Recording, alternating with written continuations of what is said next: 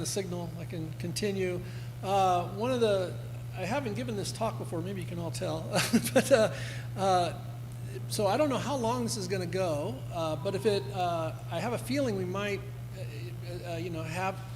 end up a little early, but feel free to ask questions, is what I'm saying. So don't, and even if I don't get through all of it today, I can always, start with what I don't get to tomorrow. So feel free to ask questions. Sorry for those who aren't here, so we did this, this initial study where folks provided, open-ended written descriptions of the typical scripts, goals, self-descriptive adjectives that came to mind for their most accessible self with other schemata, and we were able to reliably code this content,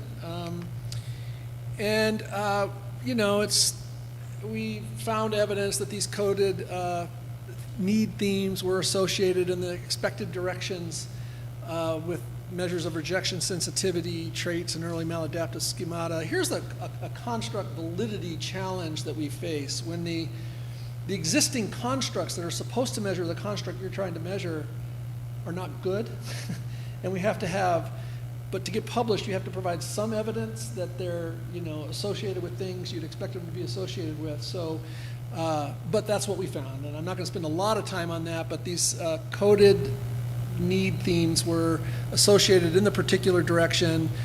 Here's the thing I really want to get to, which is the content of people's self with other representations varied more within person than the content varied between people.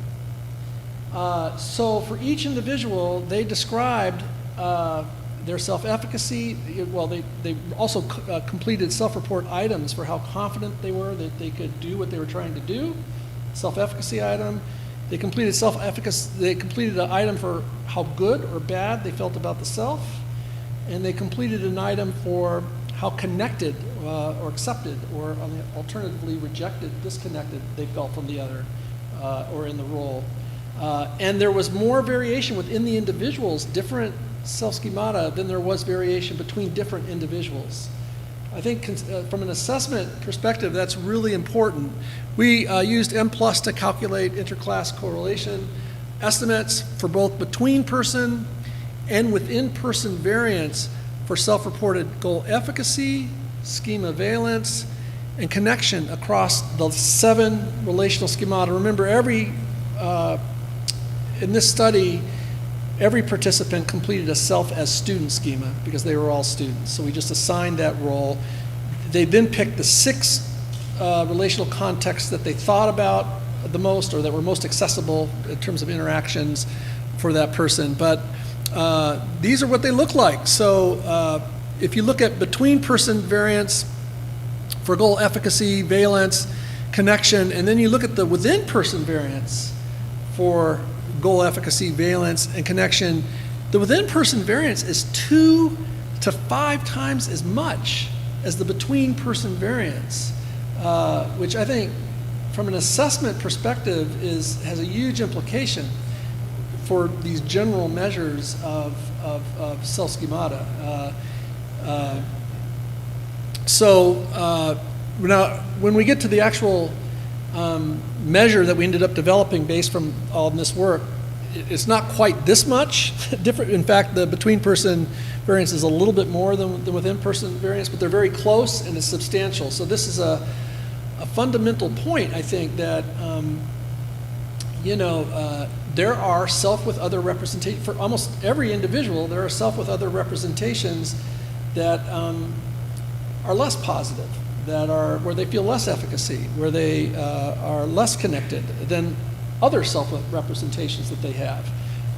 And from a clinical perspective, I don't want to know when they're having low efficacy, when they're feeling low levels of connection or feeling bad about the self on average. I want to know on which contexts they're experiencing. That's most important clinically to intervene. To know under what relational context the person's feeling relatively worse about the self, is feeling relatively less confident, less connected.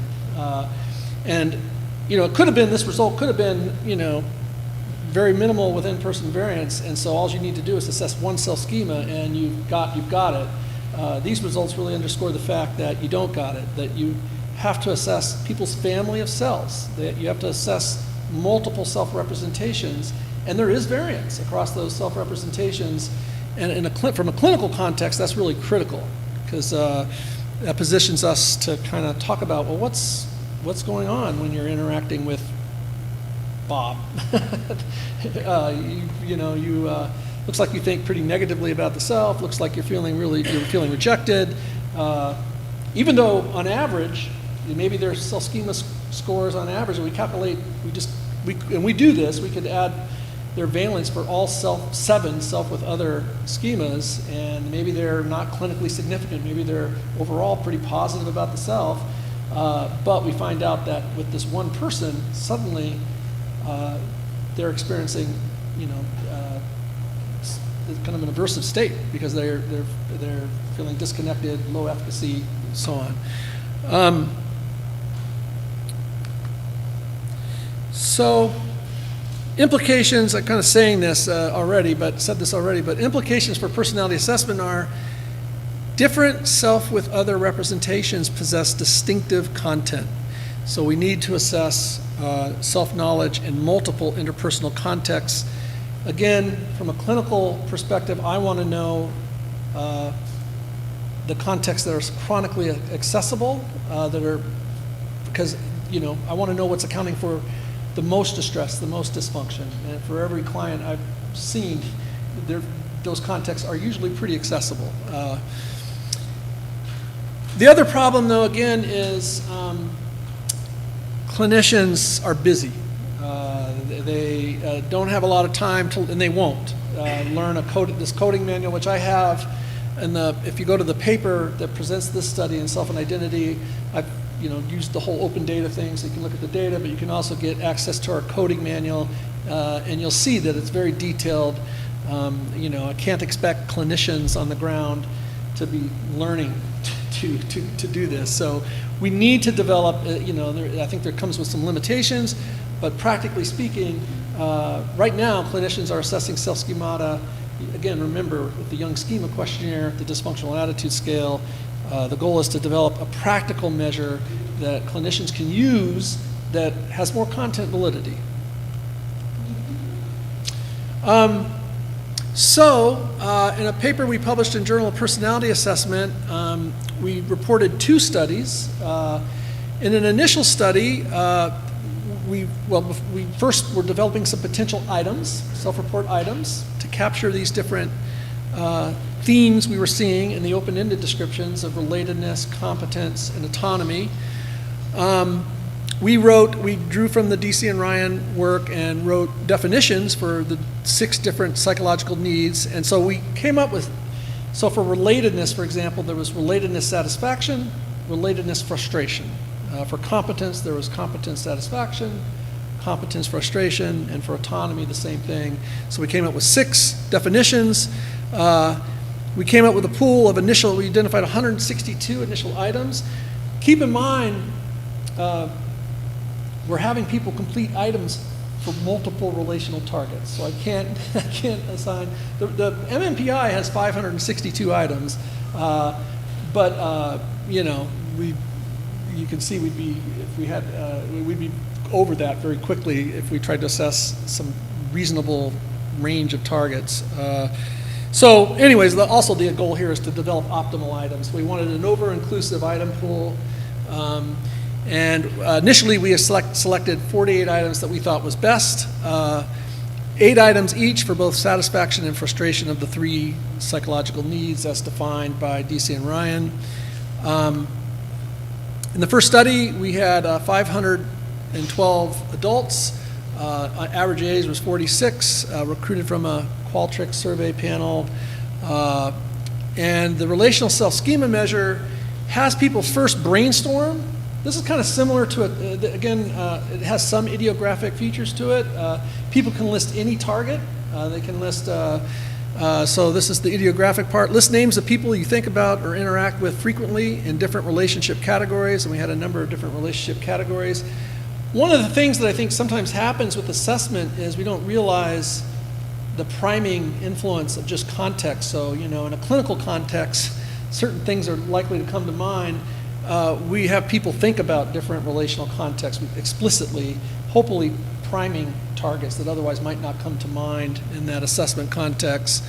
After they review all the names they listed, they identify 4 people who you think about or interact with the most often.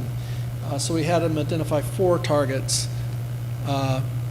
We assigned all participants a self with mother and self with father targets. And again, depending on your research interest, the RSSM, you could use it to assign any specific target or role that you'd be interested in assigning folks to.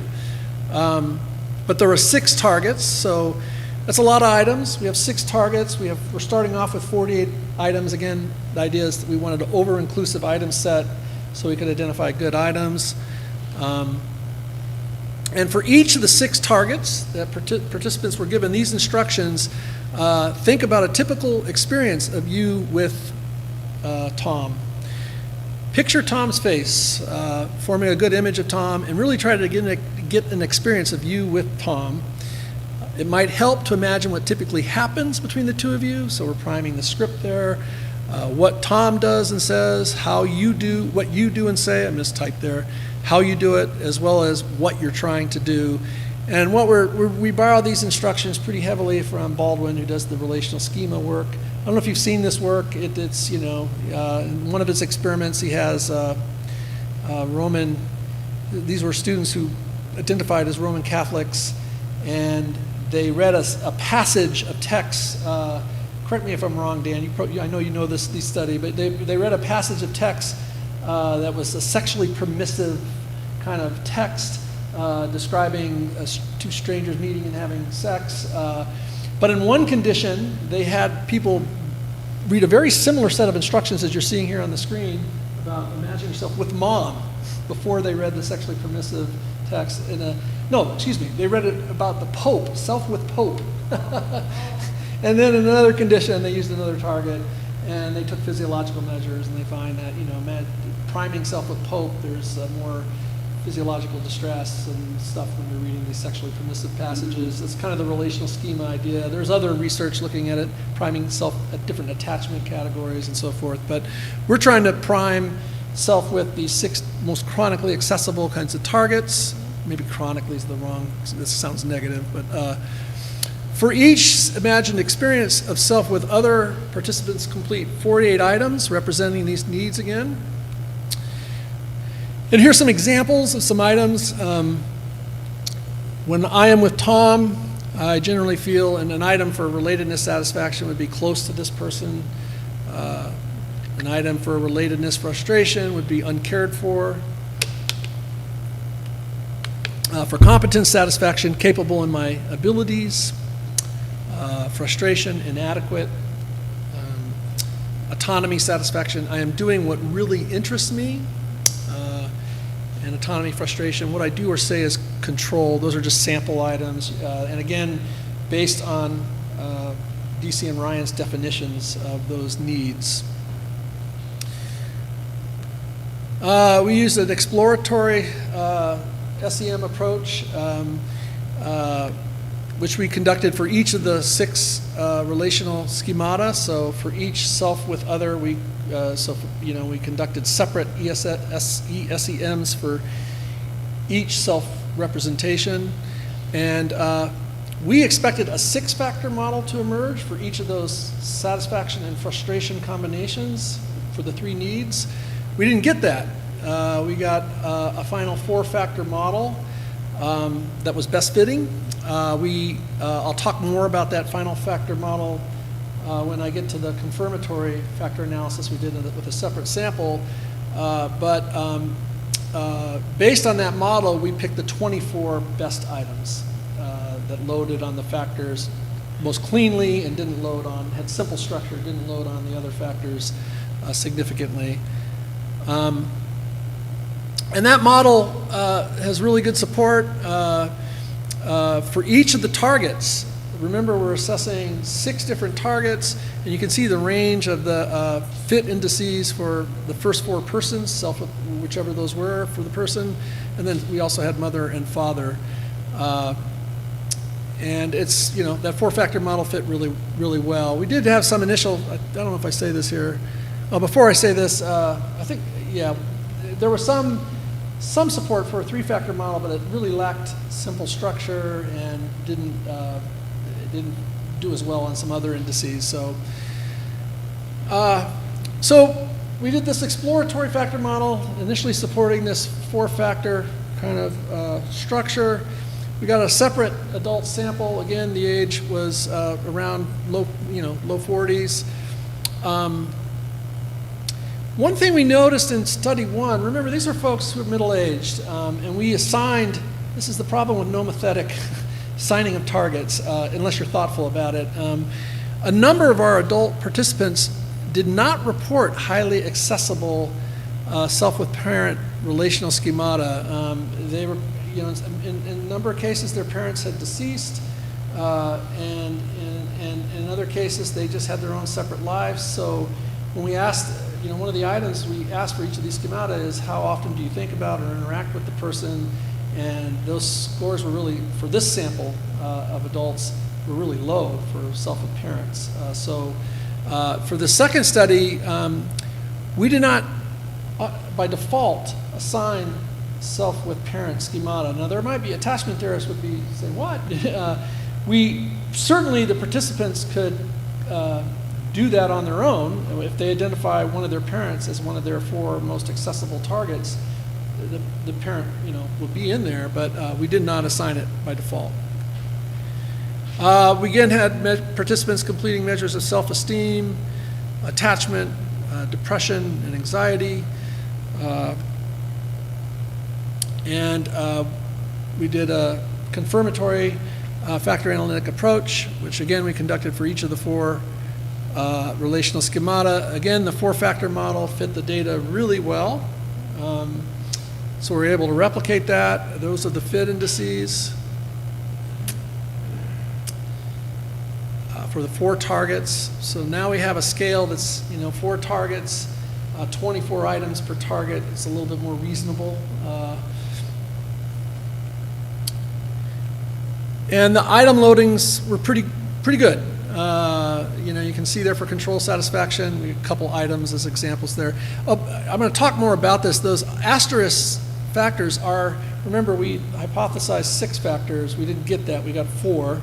And I'm going to talk about that in a moment because we were unaware that there were researchers who actually predicted these blended factors that we came up with, including Carol Dweck, but we were not expecting it.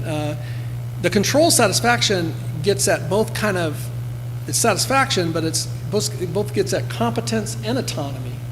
So then the 2 items kind of reflect that. So capable in my abilities kind of gets at this original competence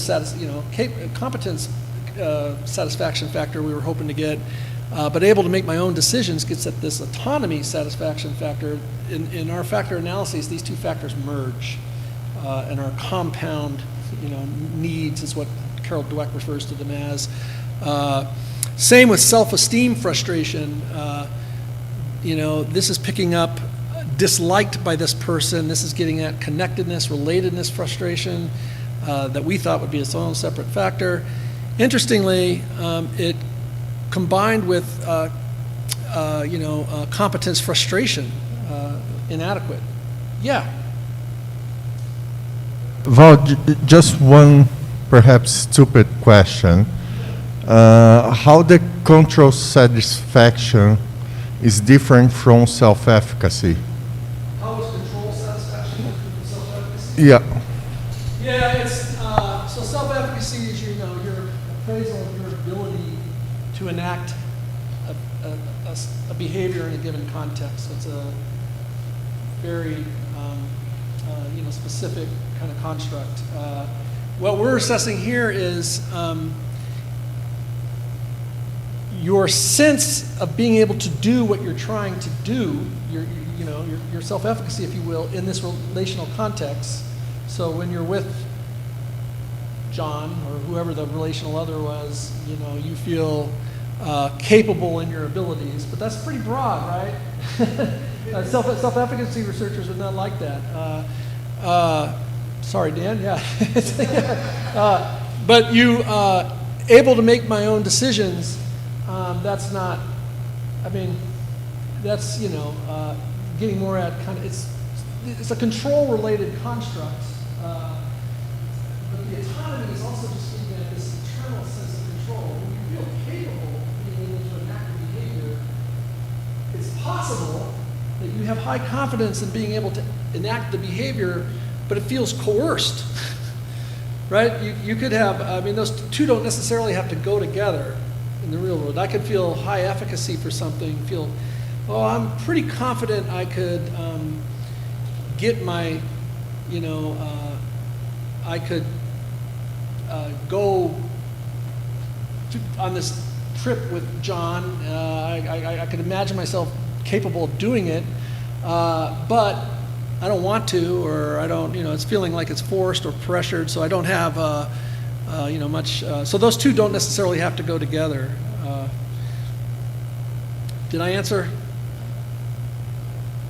It's kind of a more omnibus kind of measure. It's combined. It's a compound, construct, getting at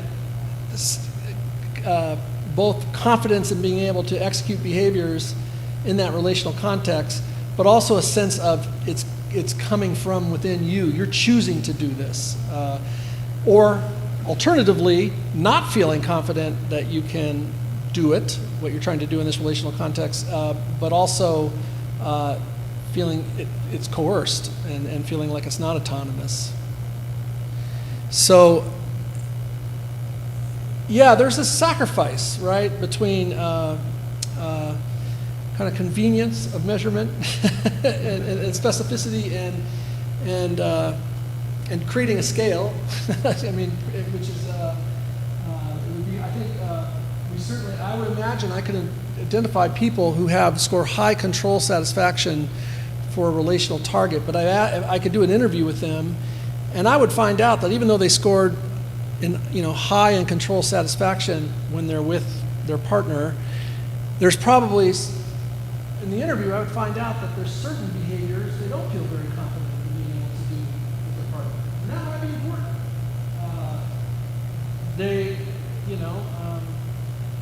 So, yeah.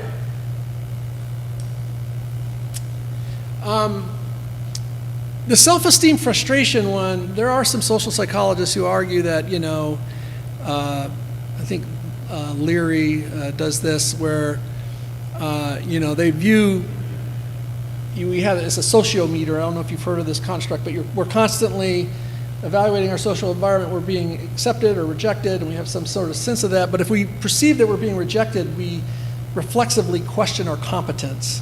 That if I perceive that someone's not liking me or rejecting me, it's reflexive. Leary would argue that we also come to question our capabilities, our adequacy. And so some people would predict those things tend to go together, and we find that on this measure. But the relatedness, satisfaction, and autonomy frustration scales really were the only two examples where the items adhered together the way we wanted. But again, this was a replicated factor structure after the exploratory, so we feel pretty confident in this structural validity of the scale. You might, from a clinical perspective, if you find out, you've already got more information than you typically get with scales, right? If you find out that with one specific relational target, there's low control satisfaction, that might be worth pursuing and asking more questions. So I see that with when you're with Tom, although your other three targets, you reported high control satisfaction.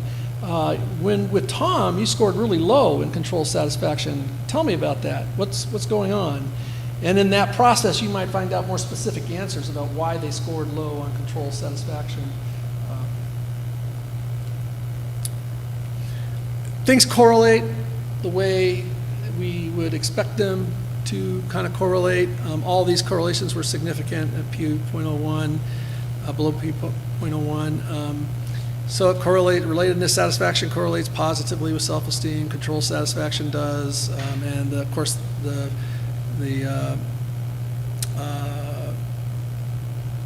wait a minute, I must have messed up there. That relatedness, I mistyped relatedness satisfaction there. That's going to be self-esteem frustration. Sorry about that, the third one there. That's supposed to read, instead of relatedness satisfaction, above autonomy frustration, that's supposed to be self-esteem frustration. But things in general kind of, show some construct validity. They correlate with other measures in the way we'd expect them to. What about incremental validity?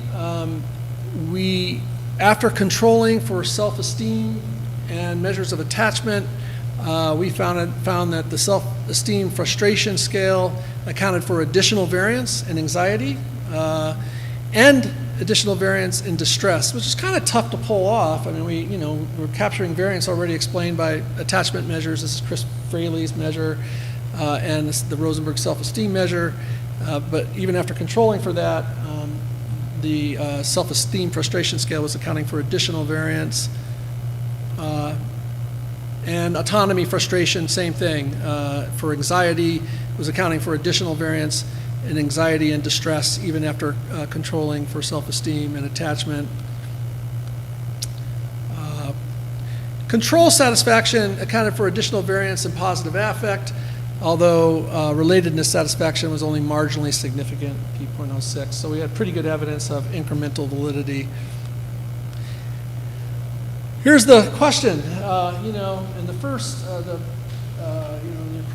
initial study that we published in Self and Identity, we had these open-ended descriptions, but they also completed self-report items for efficacy, valence, connection, and I pointed out that within there was significant, in fact, in some cases 5 times as much within-person variance as there was between-person variance in these items. Was there significant within-person variance in self-schema content on the relational self-schema measure?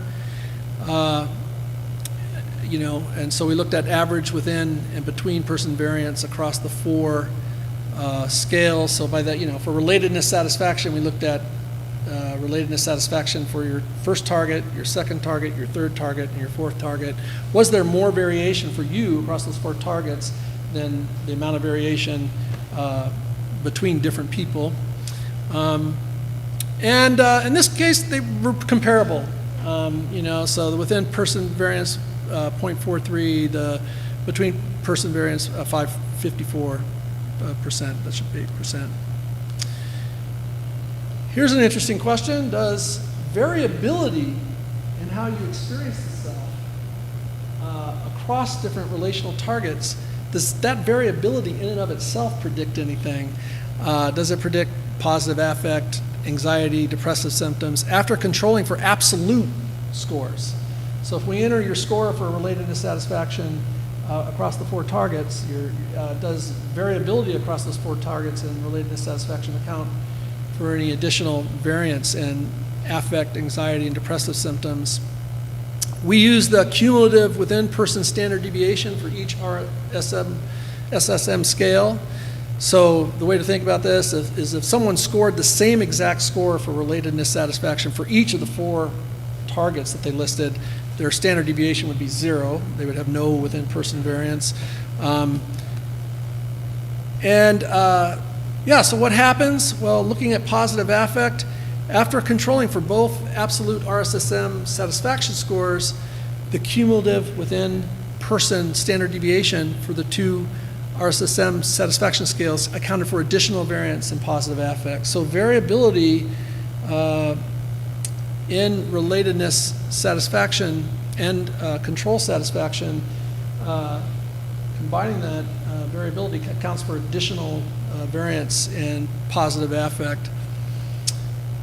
For distress, after controlling for both absolute RSSM frustration scores, the cumulative within-person standard deviation for the 2 RSSM frustration scales accounted for additional variance in distress as well. So anxiety, Same thing. After controlling for absolute scores, did not account for additional variance and distress. So the measure we used it's called the ADDIE 27. It's based on Watson and Clark, who basically have a tripartite theory. So distress is viewed as common to both anxiety and depression. Low positive affect is viewed as specific to depression. Somatic anxiety is viewed as specific to anxiety. So the common, just for distress, we get variability matters. For positive affect, or you can think of that as a low positive affect for the case of depression, matters. But for anxiety, somatic anxiety, we did not find that variability accounted for significant additional variance. So, some conclusions. We think, again, this was an effort, just if I could bring it back to the beginning, I do think there's some work to be done if we want to apply CAPA in a clinical context to developing measures that clinicians can use, that are relatively easy to use, that have more content validity, that represent the constructs in a more accurate representational, proportional way than our current measures that we use, like the dysfunctional attitude, Young schema questionnaire. I think, I'm going to argue, of course, we developed it as a new measure that adheres more closely to current conceptualizations of self-schema structure and assesses self-schema content that emerges when the full self-memory structure, or at least more full, is properly assessed as multiple relational memory representations. The other thing is there is substantial, when you do that, there is substantial within-person variability in self-schema content depending on relational contexts. Further, it matters in terms of predicting additional variance in positive affect and distress, but not anxiety. I would also argue it's very useful clinically, again, to know under what relational contexts people's experiences of need frustration or need satisfaction are different, because I can expect that there's going to be some differences. We haven't used this measure. We're in the process of using it with a clinical sample. It's going to be interesting to see if there's, in terms of variability and in terms of the relationships with some of the outcomes we're looking at. But just clinically, it's more useful to have that contextual information about how the self is experienced and when it experiences certain types of distress. Also, positive, right? It's interesting. We'll see this tomorrow with one of the cases that I'll use to illustrate.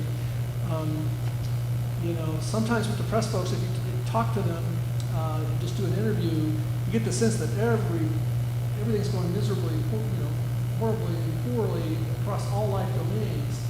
But when you do confrontive testing like this, often we find that's not the case. That actually there are certain contexts where things are going relatively well. The person almost doesn't look depressed. And that's really informative in terms of the psychological structures that may be operating and the processes that may be operating in those contexts when they are distressed.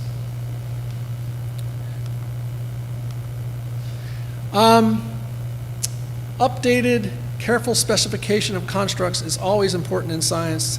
Constructs are dynamic and evolve. I may talk about this a little bit tomorrow. We've developed an adapted measure that Klinger has used to assess goals. We've adapted it quite a bit to assess goals, and we follow it up with a personality assessment interview. And one of the things I'm finding when I do this is these goal measures don't always capture people's goals.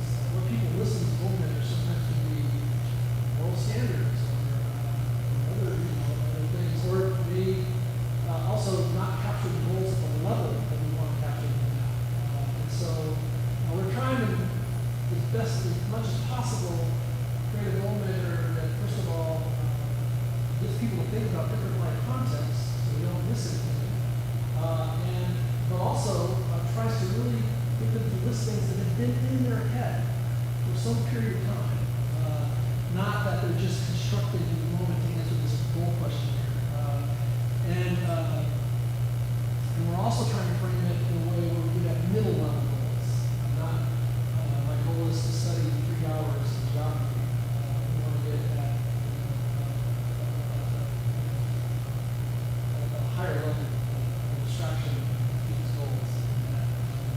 But I do think, based on some of the research on the distinction between standards and goals and how thinking about standards and goals can have different impacts on motivation and performance, it's important to make those distinctions because things may have different consequences. Yeah, constructs are dynamic and evolve. I think we always have to be thinking about developing measures. And I have to say, the procedure I'll present tomorrow includes a personality assessment interview where we review the responses to our questionnaire. We need to ask questions, important questions, to get a sense of, is this really a goal? Is it related to other things you're thinking about? All right, so the other thing, and, I mentioned earlier, I think Dan's work is providing a really good roadmap that might help us pull out of this crisis that I think we're in terms of clinical personality assessment. But there's work to do, part of which includes developing better measures. We need to keep up with the science, and I think we've fallen way behind. So I don't know where we're at, but that's all I have. Yeah, that's all I have for today's talk. So I can answer questions or see. Yeah, Dan. Maybe repeat the question just rather than just 1 second. Yeah. Rather than having you Yeah. Yep. Sorry. Or not. Yeah. Now there's no need to repeat the question. What is, how significant is defensiveness in completing the questionnaires? That is, how do you know that you haven't missed all the interesting content because the person didn't want to write it down or? Yeah, we don't. Yeah, we were asking for people. We're asking them to report. We start off with just targets, right? We're just starting off with the other people they're most thinking about, or the roles they're most thinking about. So they're, at the front end, they don't necessarily know that they're going to be answering a bunch of items about how they experience the self with those targets. So I don't think at the front end we do in our instructions kind of describe how these could be people that you either like, dislike, or feel good about or don't feel good about. But it's just the important thing is they're people that you think about a lot. But you're right. I mean, people could. It's aversive to bring to mind someone that creates low control satisfaction. So that's definitely a problem. We've one of the things with folks who are struggling with depression, I've often thought, we assign these relational contexts, self with others, self in different roles, but self when depressed. There might be, there are also internal contexts, that are important. How do you think about the self when depressed? But that's a problem, absolutely. One thing I will say is, at least in a clinic, I think that's more of a problem with college student samples. In clinical contexts, clients are coming in saying, I'm distressed, I'm depressed. They're not, presenting necessarily. There's exceptions to this. Some folks are, especially I'm thinking narcissistic personality disorder. It's not their problem. It's everybody else is an asshole or jerk. I'm fine. I don't get it. The world's awful. But in most cases, clients are not defensive in terms of saying, hey, I'm distressed, and so might be less of a problem with them. But Right, and depending upon what you're doing, I'm not just saying this to defend it. In the college students, in the basic research samples, whoever they are, the participants are anonymous. So then there is an advantage, because if you are revealing information, it's quite clear that nobody's going to see it with your identifier on it. Yeah, that's true too. Yeah.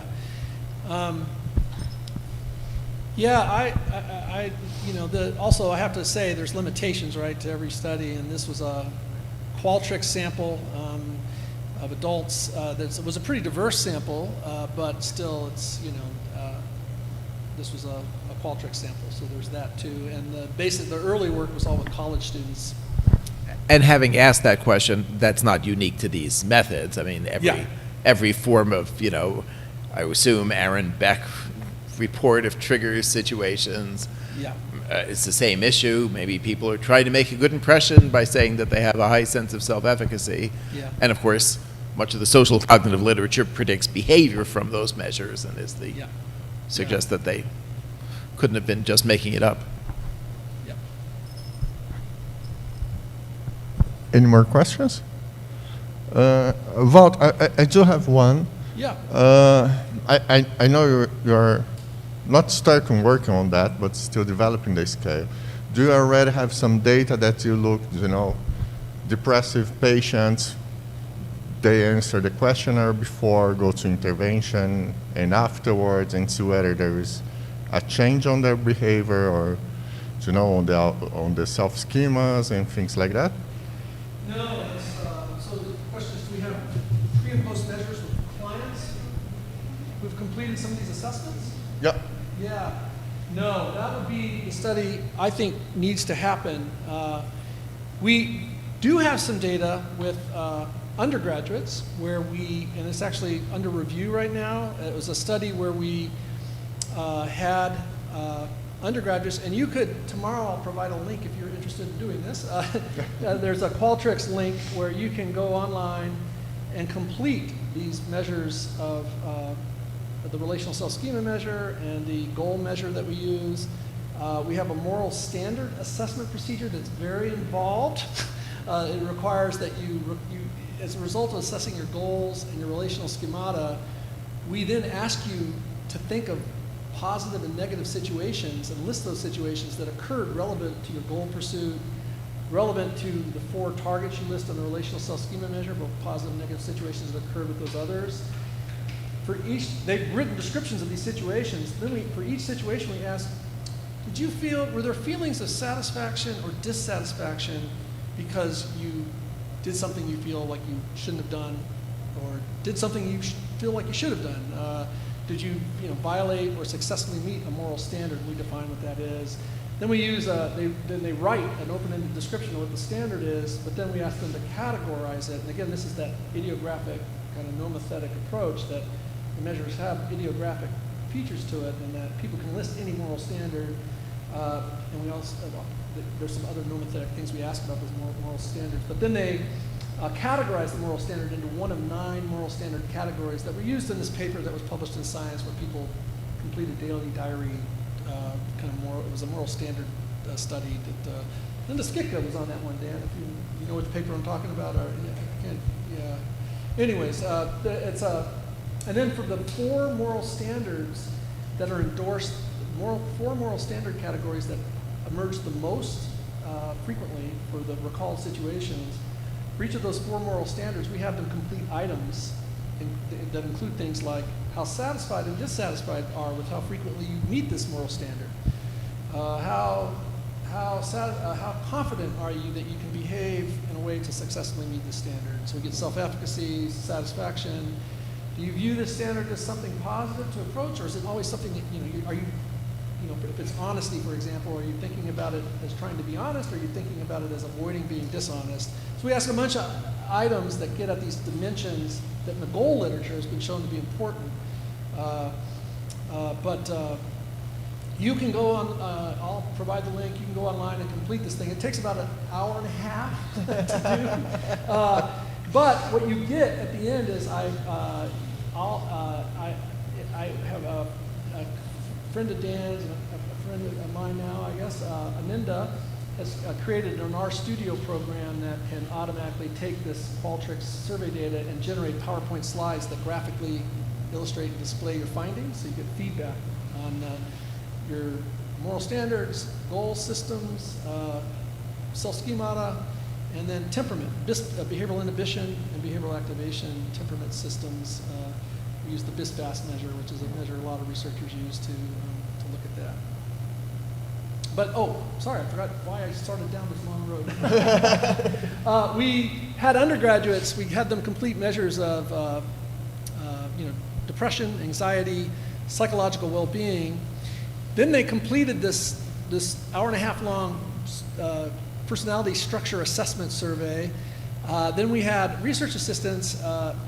We ran their we gave them the PowerPoint slides illustrating their feedback, and we had research assistants do a Zoom 30-minute personality assessment feedback session. And what we found is that, and we had them retake the measures of psychological well-being, depression and anxiety, and we have, the paper that's under review shows that receiving feedback on your assessed personality structures for these students reduced depression, reduced anxiety, increased psychological well-being, but that's not the whole personality assessment procedure. That took 3 hours of research participation, which was the maximum amount of hours students have to get, so that's all we could do.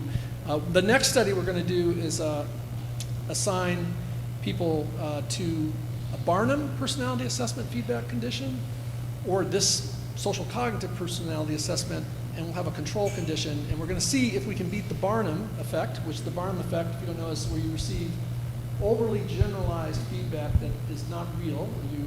Everybody in the Barnum condition gets the same feedback, and they think they took all these personality assessment measures, not ours, but standard personality assessment instruments, trait-like measures. And then during the 30-minute feedback session, they're all given the same feedback in the Barnum condition, like, you have a great deal of unused potential. Oh yeah, that's me, you nailed it. The Barnum condition is very believable by participants. We piloted it. We want to see if we can beat that. Almost like beating the placebo effect, right? Any more questions? No? Yeah, So thank you. let's